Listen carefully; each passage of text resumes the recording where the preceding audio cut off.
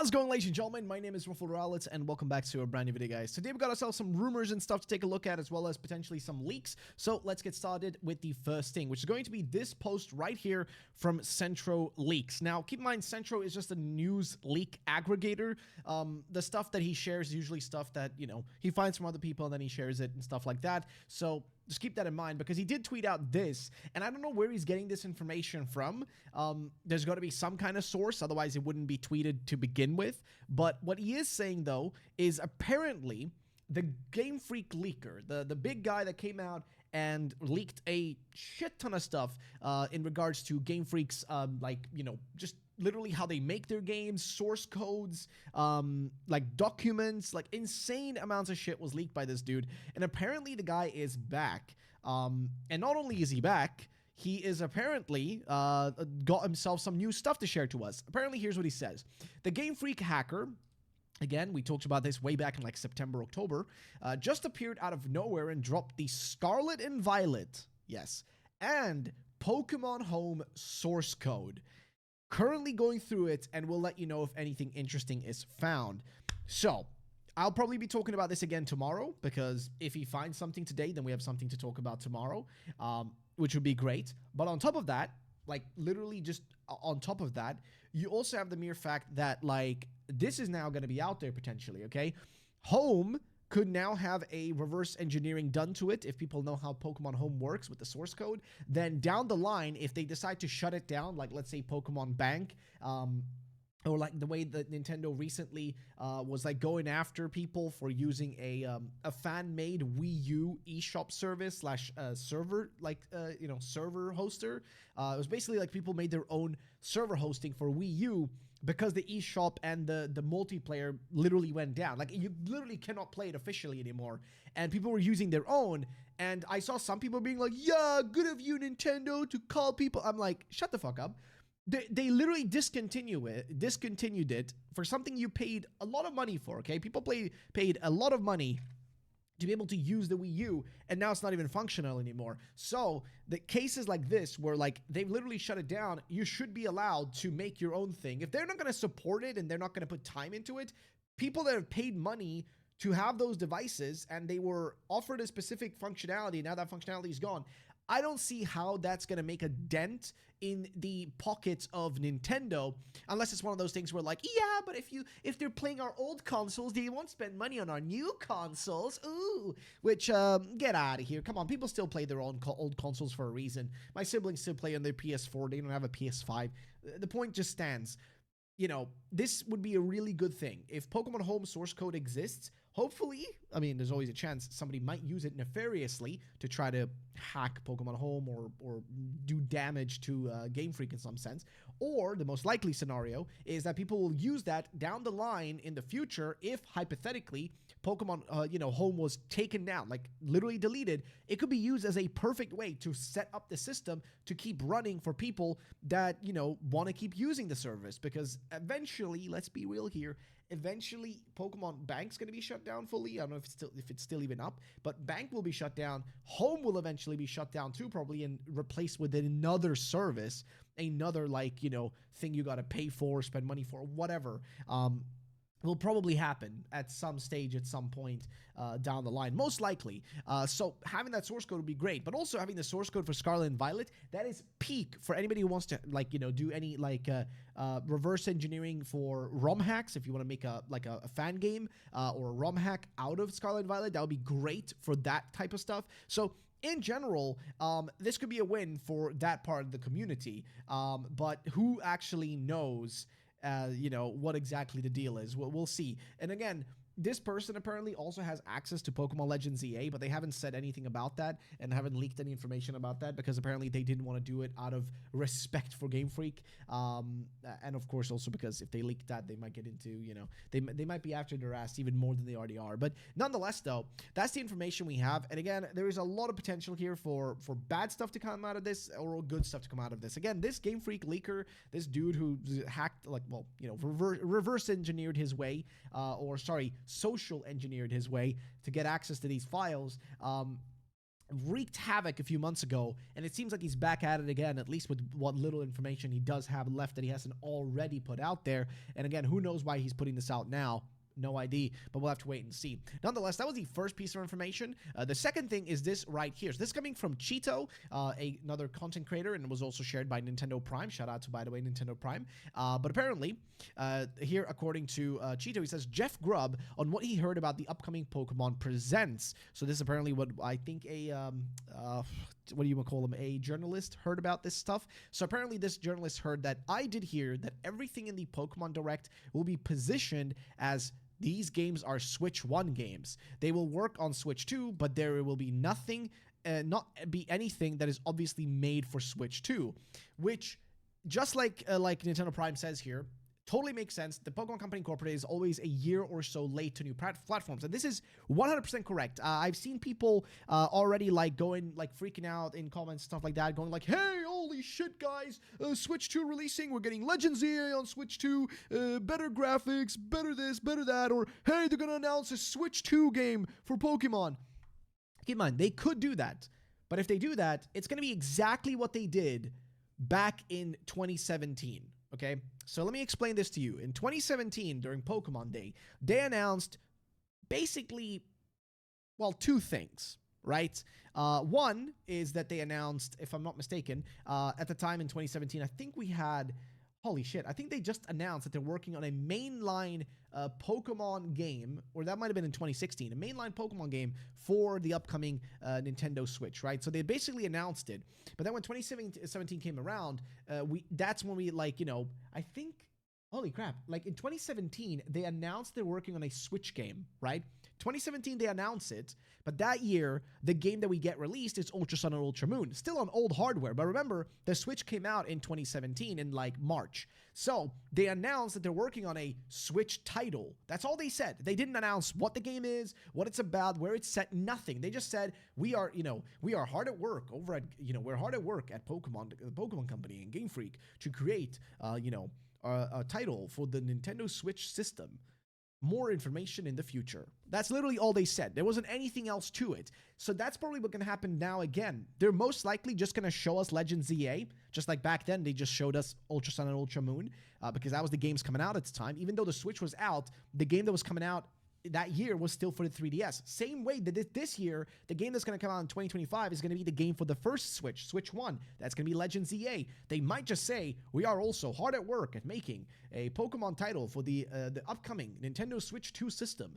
More information in the near future, or more information we'll provide more information on this in the future, right? That's literally what they could do.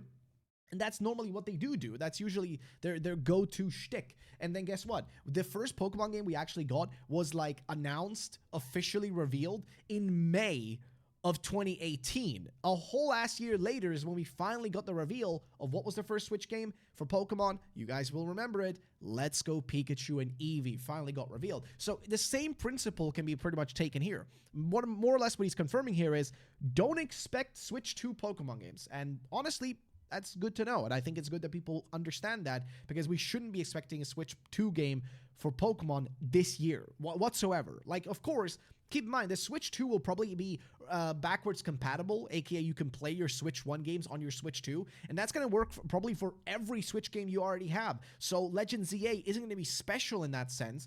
It's going to function on the Switch 2, but not with any special functionality or features. It's just going to work on it because it's a backwards compatible game. So playing it on the Switch 1 or the Switch 2 practically is going to be the same. The only difference is that the console you're playing on might just generally be better, not in terms of, performance for the game itself, because if the game is poorly optimized, it doesn't matter if you're playing it on a Switch 1 or a Switch 2. But don't expect a graphical massive increase. There might be some differences, of course, if the screen is better on the Switch 2, if general performance is better, so maybe loading times might be a bit quicker and stuff like that. But generally speaking, it's going to be just backwards compatibility. So it's going to run about the same it's going to do on the Switch 1. So that's pretty much what you should take away from that. At least that's the way I view this. Again, I could be totally wrong. If I am wrong, then hey, you know what? You got me. But It's at least the way I view it as of right now. So that's pretty much where I'm going to leave that one. Moving on, though, we have information from Ultima Shadow X, who tweeted out saying the following: huge leak, specs about the Nintendo Switch 2 cartridges have been passed to me by insiders, and there was this person apparently called Dabuyu and others. Reportedly, the Switch 2 cartridges have massively improved memory. Most improved of all, however, is the taste, as they now flavor differently on a per-game basis, which obviously sounds like total BS, which, yeah, of course, that's what it would be. Now, I don't really know if there actually is any genuine, like, you know, information from this, but I would expect the cartridges to function relatively the same. Don't think there's going to be much else to them, but that's pretty much that. The next thing, though, is going to be, again, about Black and White. Now, I already covered a rumor, like, yesterday about Black and White, but specifically Soul Silver here, one of our boys, came out and said, Ayo, how is everyone a Pokemon friend featuring Pokemon Black and White in their game this year? Just another thing to add to the list of sus Black and White 2025 connections. Also, the new Art of Reshiram and Zekrom is good. But this, of course, if you guys do not know, is like kind of a strange Pokemon like arcade game in Japan that is played. And to be fair with you, there is zero connections usually between this game and what happens in the mainline Pokemon games. These are so far from each other, so dejected from each other.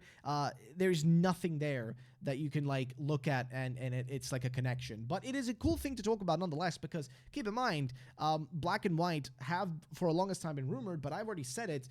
It just doesn't make any sense to do it this generation, aka Gen 9. Only after Generation 10 comes out, so whenever we get the next generation of Pokemon, and I've had to explain this to some people sometimes, what is a generation of Pokemon? Well, like, generationally, Pokemon games last about 3 to 4 years, and it's between big major generational leaps, aka Gen 1, Gen 2, Gen 3, Gen 4, Gen 5, Gen 6, Gen 7, Gen 8, and Gen 9. Those are all generations that we have in Pokemon, and those are specifically marked by new, how would I say it, regions, if that makes any sense. Like, that's usually the way you would mark it. So, for example, Red and Blue was a new gen, Gold and Silver was a new generation, Ruby Sapphire is a new generation, Diamond and Pearl is a new generation, Black and White is a new generation, X and Y is a new gen, Sun and Moon were new generations, Sword and Shield was the start of a new generation, and Scarlet and Violet was the start of the 9th generation, aka current generation of Pokemon that we're in. So, the reason I bring this up is because people don't get that distinction. Legend ZA will probably be the final game part of Gen 9, because the 9th generation of Pokemon includes Scarlet and Violet and Legend ZA, and that's it, right? Because there's no other game in between there. You just had Scarlet and Violet release, the DLC for Scarlet and Violet, and then Legend ZA. And that's going to be only 2 games in Gen 9 that we're actually going to have. If you go back to Gen 8, you guys may not realize this, but in Generation 8, you actually had a few more games. First of all, you had Sword and Shield. Then after Sword and Shield, you actually had Diamond and Pearl, Brilliant Diamond and Shining Pearl, so the remakes of Diamond and Pearl, that was part of Gen 8, and Legends Arceus, Legends Arceus, whatever way you want to pronounce it, was also part of Gen 8, right? And so there you had 3 games for the entire generation. So my point is that we're not going to probably see Black and White until the 10th generation. So whenever Legends EA is out and done, the next generation, we're probably is going to start in 2026 for the 30th anniversary. That's probably we're gonna see, like, you know, not in 2026 itself, but that's the generation where we should expect Black and White to happen. So I wouldn't expect Black and White until like 2027 at the earliest, if they don't do DLC for Gen 10. 2028 the most realistic date to expect it. But again, they have done crazier shit before. Keep in mind, Brilliant Diamond and Shining Pearl and Legends Arceus released like 2.5 months between each other. So it's always possible they could drop like the DLC in the same year and a few months after they drop like a remake or another Legends game. Like, it's always possible. Just keep that in mind. Nonetheless, though, let's move on to something else, which is this post by Necrofelipe, who came out and said the following. Apparently, there is some exclusive information. So, the C button and chat functionality. Apparently, data mines of the current Switch OS and exclusive SDK leaks have confirmed that the Nintendo Switch 2 will have a GC and VC, so I guess a voice chat functionality codenamed Campus. This is what the C button may be for. Unconfirmed, but 99% sure. Groups will support, so a group chat thingy will support up to 12 Nintendo Switch online subscribers.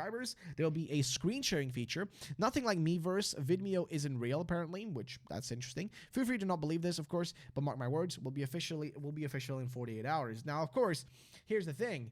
It is currently past the due time for them to announce a Nintendo Direct or something like that. So tomorrow's the day. If we don't get a reveal of the Switch 2 tomorrow, then we're not getting it this week, most likely, because Friday just doesn't seem as realistic anymore as a date. And everybody, all the insiders said it, so we'll see if they all bullshitted and they all talked out of their ass. There's always a chance, by the way, that they were correct and that in reality, the actual leaks just, caused them to delay it. That's always a chance. Let's keep that in mind. There's always a chance they might have delayed it because of that. So just keep that in mind, and just bear in mind that anything is possible. And of course, this is the tweet I talked about earlier, that they are basically like, we have confirmed the existence of unauthorized services that replace functions such as online play for Wii U, which ended service on April 9, 2024. Please refrain from using such services. They may pose unexpected security risks. This is so I hate this personally. I don't like them having to go out and like tell people to not use stuff like this, but I understand from a business perspective, they kind of have to, because legally, if there is something that's put on there, they could be held liable. So if they just put this tweet out, it's enough to justify and be like, you know what, we have nothing to do with that. So yeah, that's just that. But ladies and gentlemen, that's going to be it for today's video. If you guys did enjoy it, then drop a like down below. Thank you so much for watching, and I'll be seeing you guys in the next one. So peace out and bye-bye, ladies and gentlemen.